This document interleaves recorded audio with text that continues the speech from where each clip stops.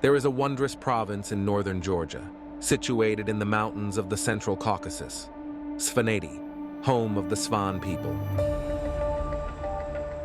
The people born into this ancient culture have lived far away from civilization for centuries.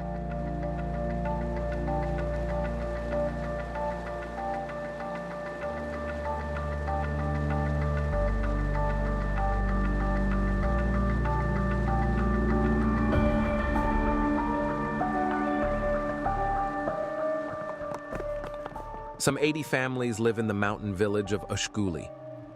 The picturesque medieval community is 500 kilometers away from Georgia's capital, Tbilisi. At an altitude of about 2,500 meters, whatever soil can be found is barren. A lot of manual work is necessary to wrest the bare minimum needed to live from it.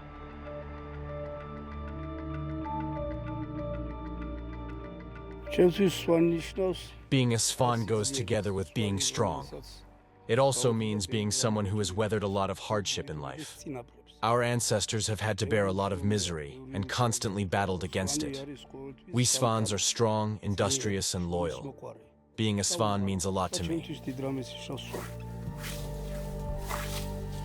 It is autumn in Svaneti. The inhabitants of this secluded mountain valley are preparing for a long, harsh winter.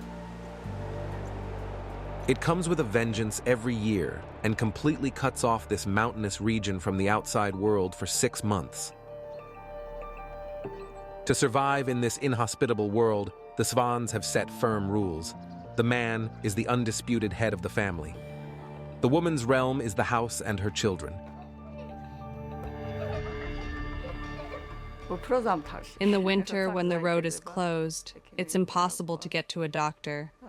And I really worry about the children, especially since in winter it's easier to catch something. This is when I start thinking about taking the children and moving away from here. It's very unusual for Svans to leave their home. As a matter of fact, their cult of the dead keeps them virtually fettered to this soil. This cult determines their entire life. The Svans believe that the souls of the deceased live on and look after the well-being of the living. When it begins to rain in Svaneti, people know the winter is just around the corner. Chopping firewood is one of the essential jobs before winter sets. Today I have to help my cousin.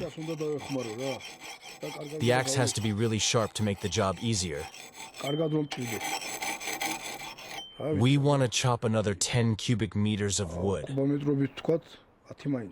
which is about 10 sled loads.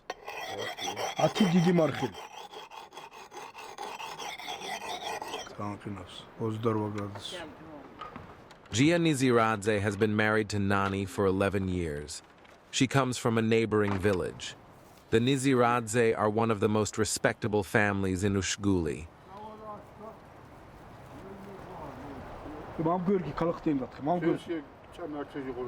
We must be finished before the rain gets stronger. Hurry up.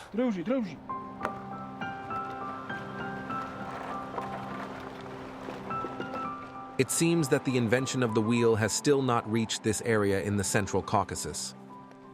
Just as thousands of years before, Svans transport heavy loads by means of traditional ox-drawn sleds across the rough terrain.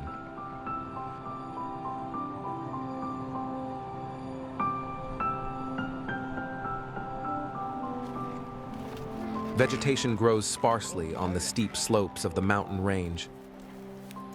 At the tree line, there are no more conifers, only birch trees.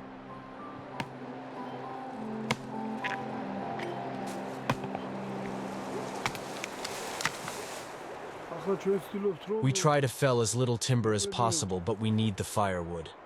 Who knows what the future will bring? Proverb of us says, "Preserve the forest and think of your children when you cut down a tree. This is a father's duty."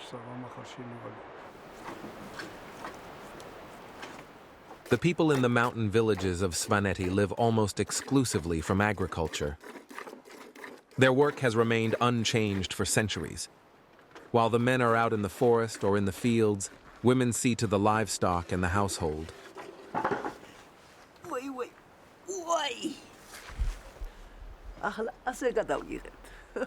To live in Ushguli, one must be prepared to sacrifice a lot of things and work hard.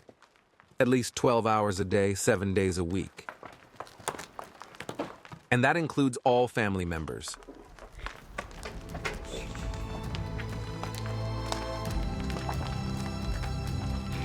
Ancient Greek historians and geographers mention the Svans and describe them as a tribe of warriors. Svans have always resisted slavery and fought against foreign suppressors. The stone towers from the 11th and 12th centuries bear witness to this. In times of war or long-lasting blood feuds, these towers offered a family protection from their enemies. An extended family could barricade itself inside a tower for months.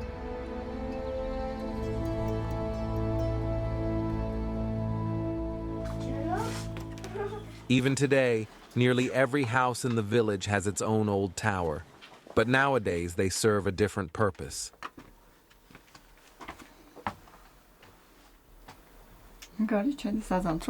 Here are our food supplies for the winter. Stewed fruit, aubergines, carrots, and peppers. And here is the meat, dried and cured for the winter. The cheese is kept in barrels in brine. The salt water preserves it for the whole winter. The salt is in this sack. It makes the cheese go hard.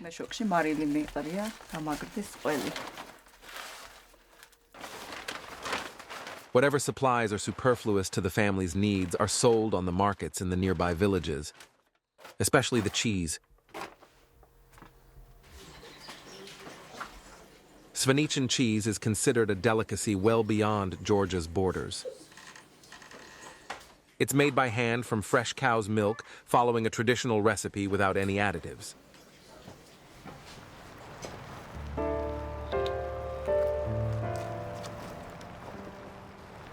The men return from cutting down trees.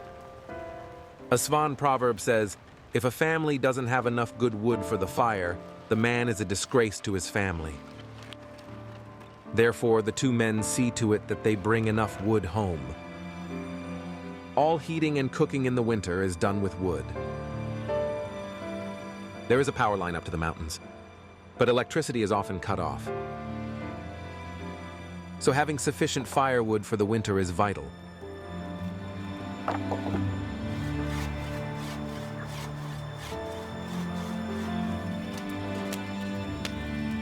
Wood is also needed for distilling schnapps. Svans like their alcohol. So as not to be left without in the winter, they dissolve old bread in water and ferment it by adding yeast. The brew is then distilled. Traditionally, Svans must have enough schnapps in the house not only for themselves, but also for guests and for the deceased. We're not done with the winter preparations yet. We have the hay, but we need wood from the forest. I must take the potatoes to the market to sell. With the money from the potatoes, we can buy other supplies for the winter.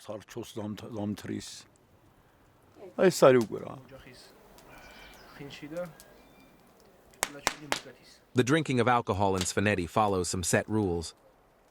One of them is toasting.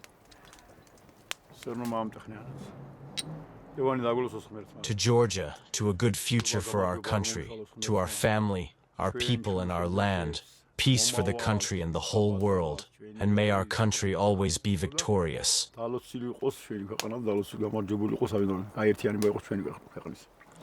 To Georgia, our blessed country, I wish that the future brings joy, and that it always remains united. I wish our people happiness and all the best for us. The new brew seems tasty, but will it be enough to last the winter?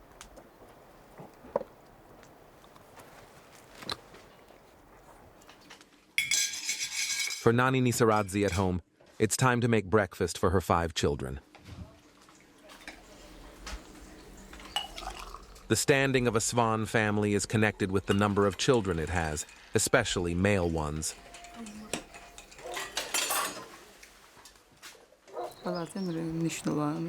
Children are the most important thing in life. They are both a challenge and a huge responsibility. I live for my children. Not long ago, I was in Mestia, the provincial capital, and saw that progress is finding its way in. I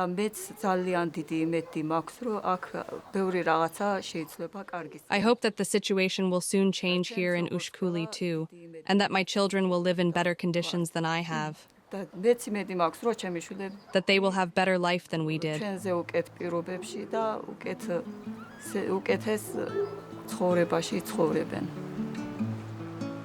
It goes without saying that the children go to school.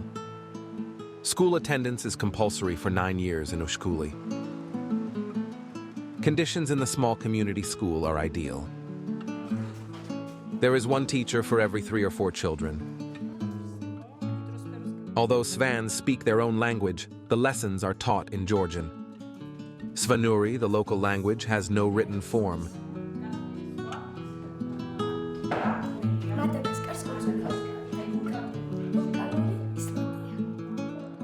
The curriculum covers grades 1 to 12. But in a school as small as this, teachers have to improvise.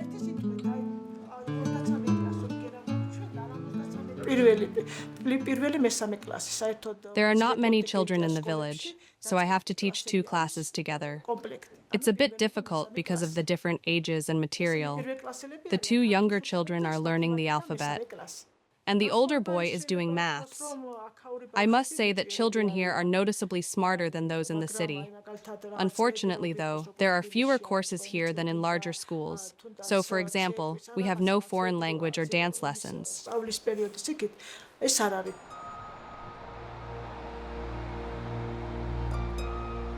Living in Ushkuli means living in a spectacular, but at the same time unforgiving natural environment. Up here, at an altitude of over 2,000 meters, the harbingers of winter arrive after a short sunny spell in autumn. It's time for haymaking.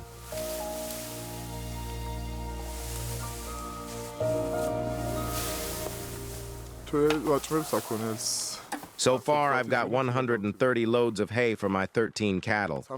It should be enough. We've been lucky with the weather. I've got to make some more hay, then I'll take a break. But afterwards, I must also chop wood for the winter. Once all the work's been done, I can relax and wait for the winter to come. And then I'll just sit by the stove, eating and drinking.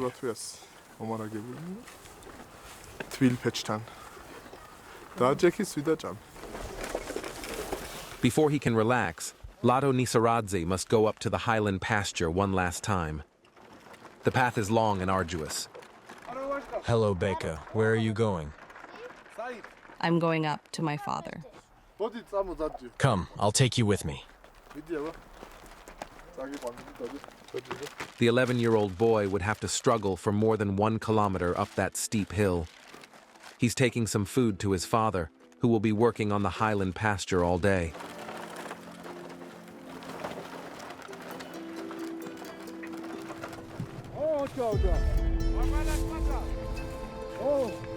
The slopes are steep, and the men can only harvest the hay with a handheld scythe.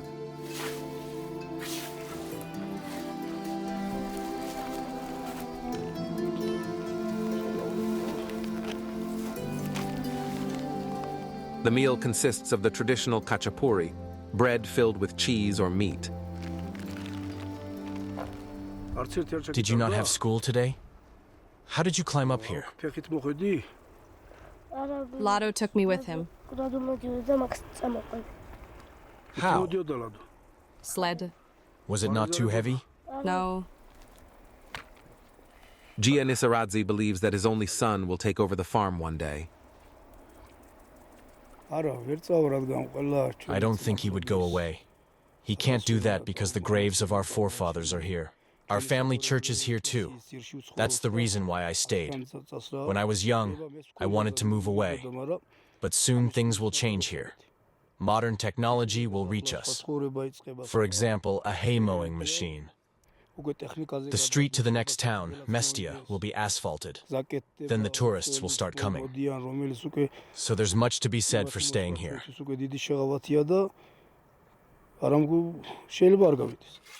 Just like most Svans, Gia Nisaradze invests his hopes in a better future. But for now, he has to continue working hard to make a living on the mountain. The operating principle here is collective effort, teamwork. Only those who integrate into this collective and its traditional rules can survive in the mountains. A profit-oriented farming scheme would probably destroy this old and established culture. Without the help of one another, the people in Ushkuli would be at risk. Only as a community can they brave the inhospitable conditions. Hi, how are you? Fine, how can I help? My side is wrecked. The shaft is bent. Could we fix it?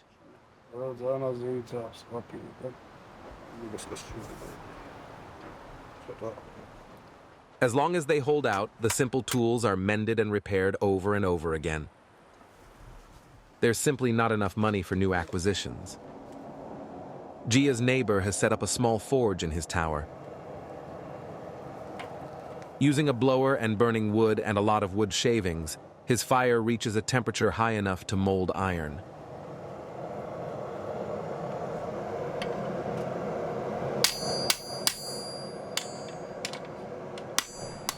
Time to play after school. Not for the children in the village. Every afternoon, Beka and Mariam must go up the mountain to the meadows, where every family has its own small field. They're on the slopes that catch more sunlight.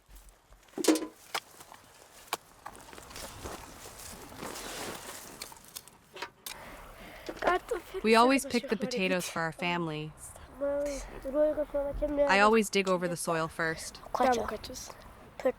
And I pick the potatoes.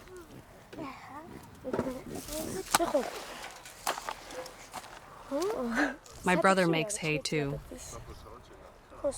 Yes, but I am not allowed to use the scythe.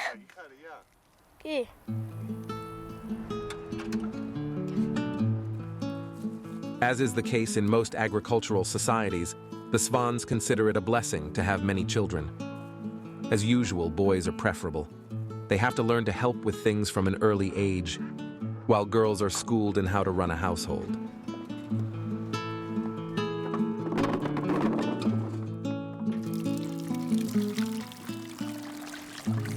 The children help me both in the house and out in the field. When I have to work, they also cook our meals.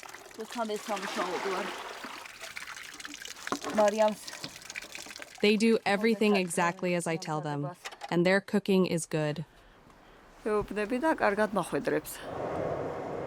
Independence is highly valued in Svaneti. In contrast to agricultural societies in Central Europe, in which every village has its tradesmen, Svans repair everything themselves.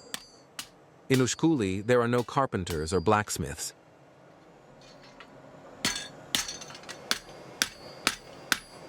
Manual and technical skills are passed on from generation to generation.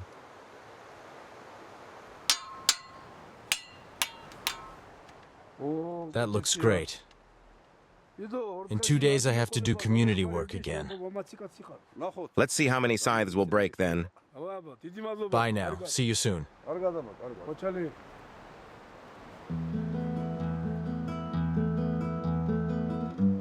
Excavations revealed that the first Svans settled in this area during the 3rd century BC.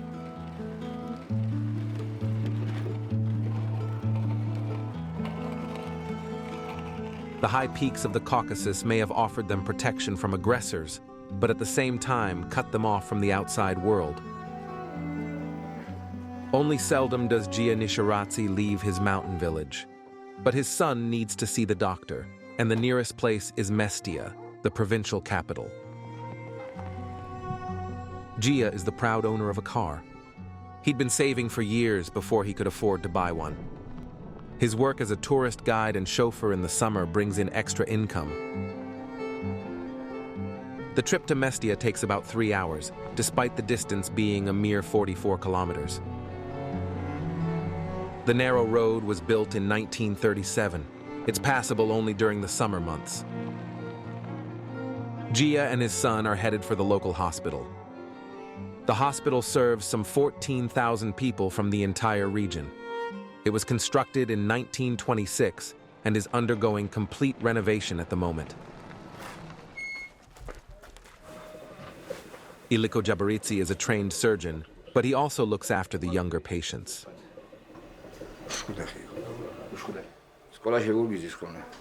There are some problems with the spine, which is a little bit curved. This is close to the first stage of scoliosis. He must stand upright regularly. Open your mouth, please. Are your ears hurting? He's a healthy child, but he should learn to stand straight. He has to eat more fruit and vegetables for vitamins, but otherwise, everything is normal. Thyroid disease is the most common medical condition in Svaneti, and in the whole of Georgia, too. Thyroid complaints due to iodine deficiency. There is too little iodine in our water and in our food, and this results in a hypofunction of the thyroid.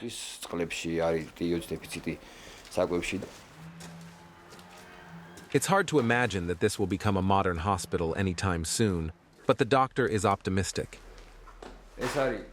This will be the anesthesia room, where patients will be given their anesthetic before the operation. And this here will be the new operating room one day.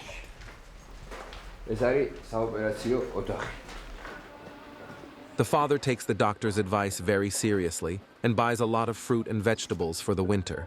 They are vital for the children's nutrition. The vitamin-rich produce does not grow in Svaneti, though. They come from Georgia's lowlands.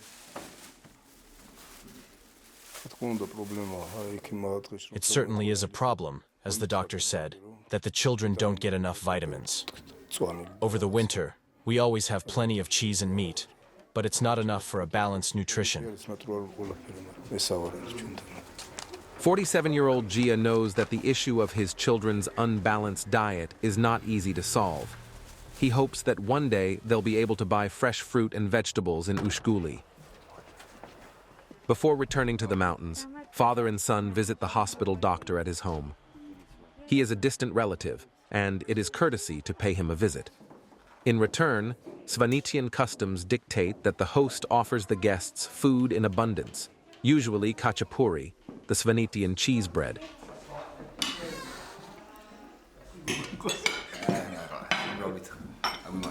A prayer before dinner. Svans are deeply religious. Every family has its own ornate holy pictures. Icons have special powers. They can settle enmities and antagonism between people and prevent them from sinning. Icons can reconcile quarreling families or tribes. People are afraid to lie in front of an icon. That's why people will never break their vow if they've sworn on an icon. Icons are a gift from God.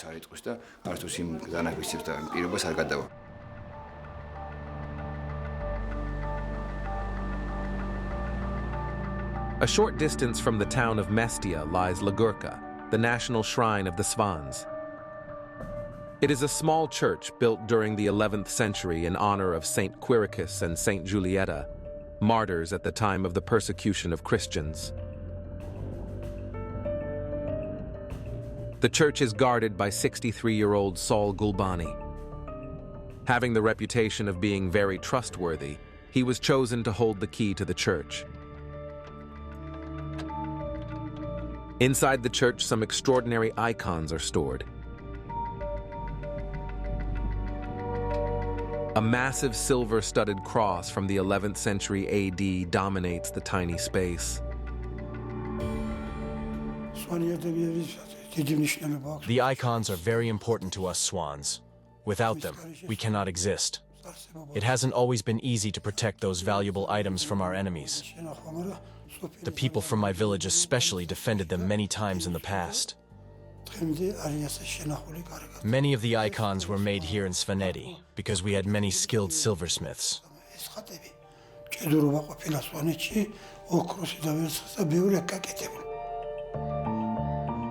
A lot of the icons are unique treasures, skillfully forged and chiseled from gold and silver.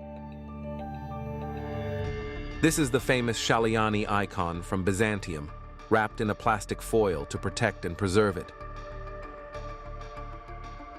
The impressive wall paintings were created in 1111 AD. The extraordinary craftsmanship is immediately apparent. It is obvious why Ligurka is also known as Svaneti's treasure chest.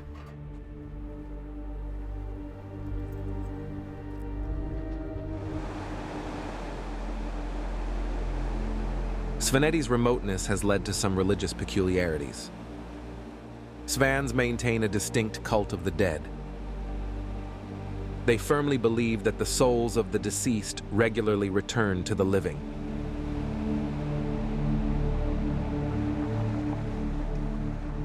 Crosses by the side of the road in memory of accident victims are always supplied with fresh drinks.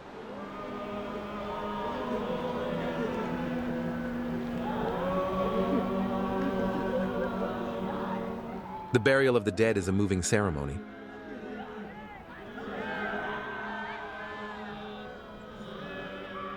A young man is taken to his grave in Mestia, the provincial capital.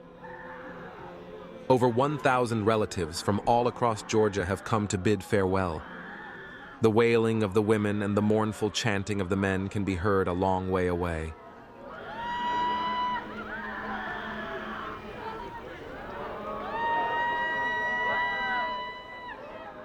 In cemeteries, too, Svans place fresh drinks at the graves, an offering to the souls of their ancestors. A custom from the pagan pre-Christian days, claims the Orthodox clergy. People believe that these traditions are the traditions of their forefathers, and for that reason, they have to adhere to them. To them, disrespecting these traditions is an insult to their debt. What the Church asks of the people is not to forget about these old rituals and customs, but to refrain from practicing them as Orthodox Christians.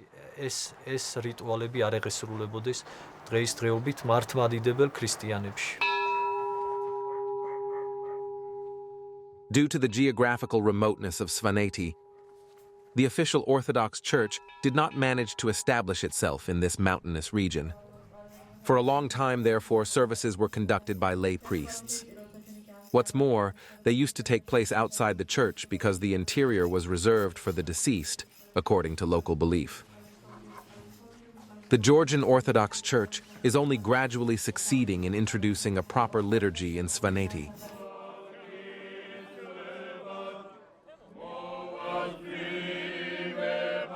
Weddings are major events in Svaneti. To honor this special day, old men wear their traditional stiff felt hats.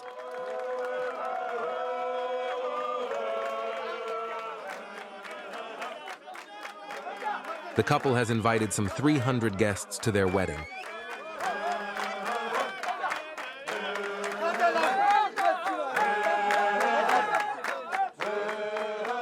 The two families have chosen a figure of authority to be the tamada, the toastmaster.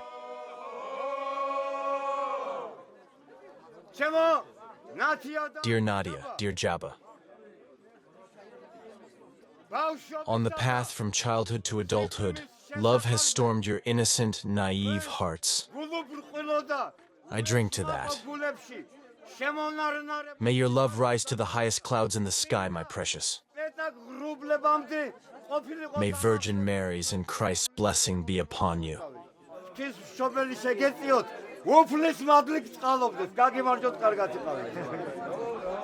Once the tamada has emptied his horn, the other guests can drink too. It is also his duty to watch that no one steps out of line during the ceremony. I am leading the celebration tonight and have begun with the traditional Svan toast. We drink first to God and to St. George, and then we propose the toasts that are customary in other parts of Georgia. In the main, however, the wedding reception is about singing and dancing all night long. The songs tell of pride and honor, but also of the great responsibility that a Svan newlywed bears. I wish us happiness and health, success and many children. Certainly no less than 10.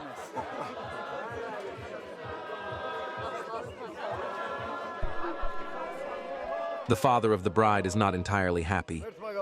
He bemoans the loss of traditional values. I wish we could return to the old ways. In the old days, when a young man wanted to marry a girl, a messenger would go to the girl's family to inform them about the groom's financial standing and personality.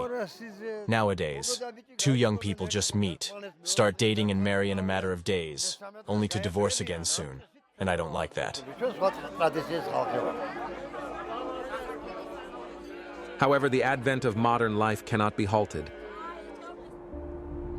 And the same is true for Mestia, the capital of the province.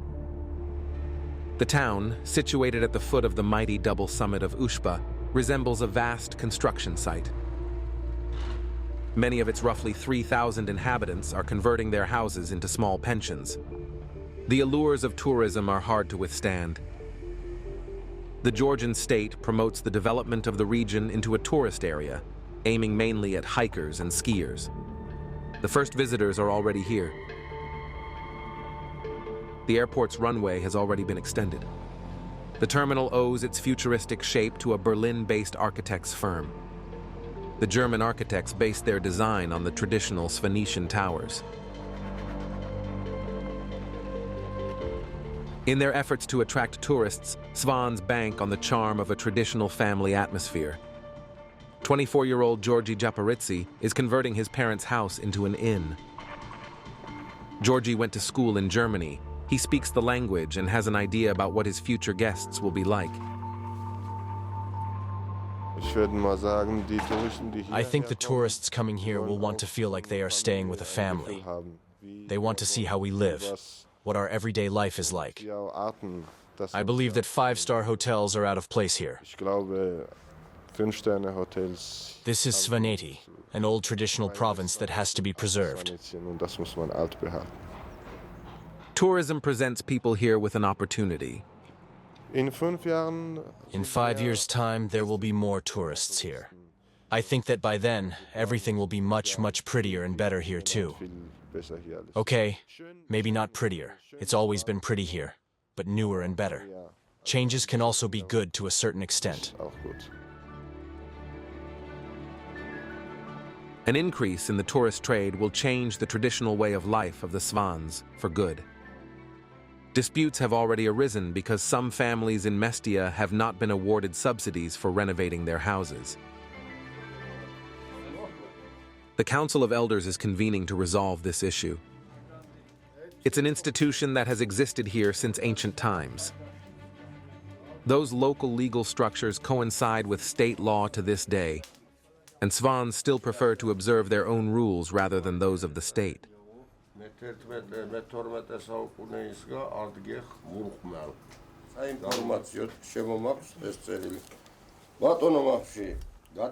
A council member has written a letter to the government on behalf of the entire council.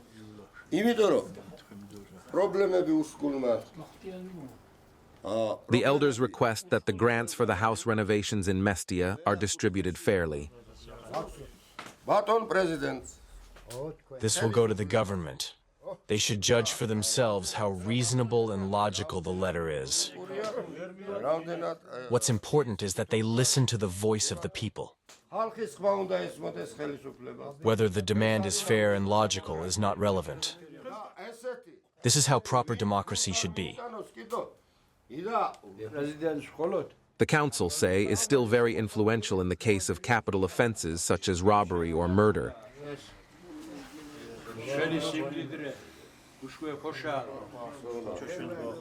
Perpetrators may be judged and sentenced in a court of law, but murder in Svaneti is revenged with a blood feud, despite the fact that it is officially forbidden. Blood revenge exists everywhere. Everyone whose child, brother, or father was murdered wants to avenge them. People say it's very pronounced here, but vendetta exists everywhere, not only in Svaneti. But here in Svaneti, this old tradition will exist forever.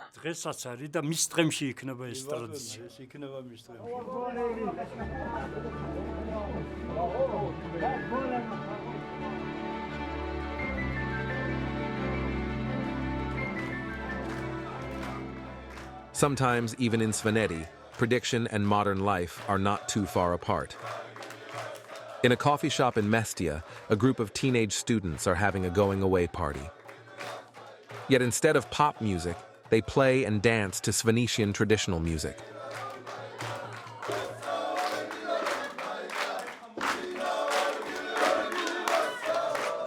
"20-year-old Nina has just graduated from high school.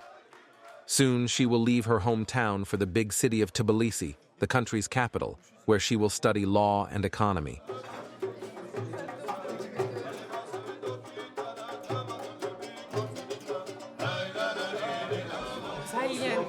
I find it really hard. I will definitely come back on it the next holiday. Leaving my home, even though it's only for a certain period of time, is not easy.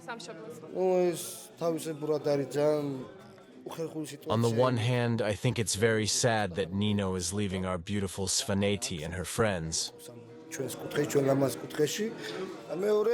But on the other, I believe it's a good thing that she's found a purpose in her life and wants to study. Young Svans wanting to pursue a higher education will inevitably have to leave the region they grew up in.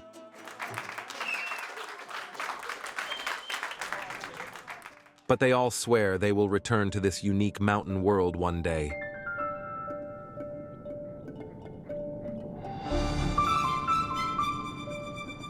In Ushguli, people are slowly getting into winter mode.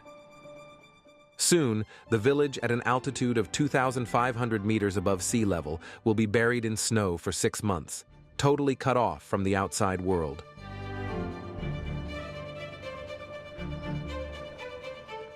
An old village custom at the beginning of the cold season is to slaughter an ox. The Njijaradzes have chosen a strong animal. The highly respected family has its own little church. This church is of great significance to the Nizaradze family. It's been standing on this hill for centuries. Our ancestors worshipped and protected it. Everyone who visits us likes the fact that our family has its own church.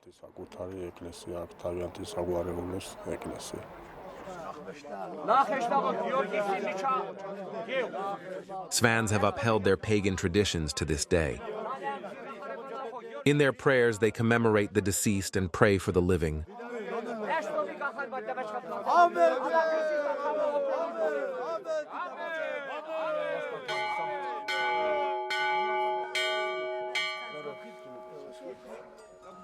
Before the Svans slaughter the ox, they consecrate the animal with candles made of beeswax. It is an ancient ritual with its roots probably in the Old Testament.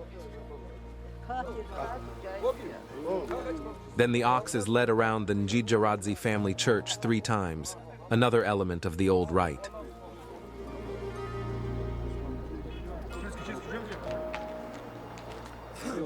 Slaughtering is also an archaic procedure. In order to contain the 360-kilo ox, Gia needs help from the other men. Then he slits the animal's throat and they wait until it bleeds to death. Everyone has come to join in the feast. Relatives, neighbors, friends. After all the weeks spent together harvesting up on the steep slopes, it has become a tradition to also celebrate together. The heart of the ox is cooked separately because it must be blessed in the church later. The joints of meat that are not eaten immediately are cured and stored for the winter. The cooking for the feast is done exclusively by the men, another one of those Svanetian traditions. The women bake khachapuri. The bread is filled with fresh innards. Feasts are essential elements of life in Svaneti. They are days to celebrate with family and friends, but also days of contemplation about the really important things in life. I wish my children a good future, a good life, and that their living conditions are better than ours. I wish the very best for them. To me, being a Svan is associated with being very proud and dignified. It's an honor to be a Svan and to be able to preserve the Svanetian tradition. Svans are considered people with very good qualities. Ushguli is a free place. I am proud to be a Svan, and I will never cease to pray for Svaneti.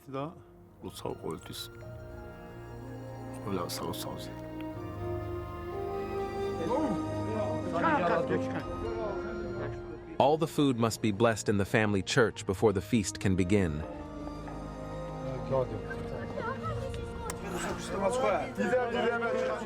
The Svans not only remember the dead in their prayers, but in spirit also share their food with their ancestors.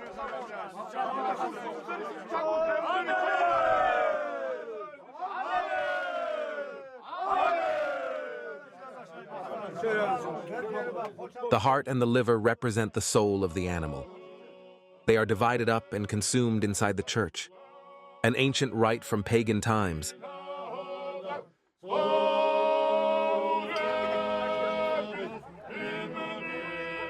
Svans honor nature, the gods, and their great victories against aggressors. It would seem that nothing can change the inner fabric of this archaic community. And yet the advent of modernity is unstoppable.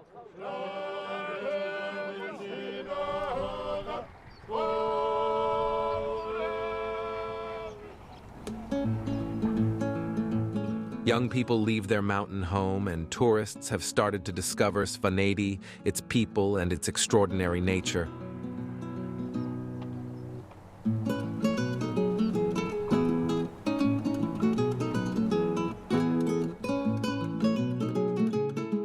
But Svans believe that the dream of a good life can only be fulfilled if they succeed in preserving the old traditions and values which their ancestors have handed down to them.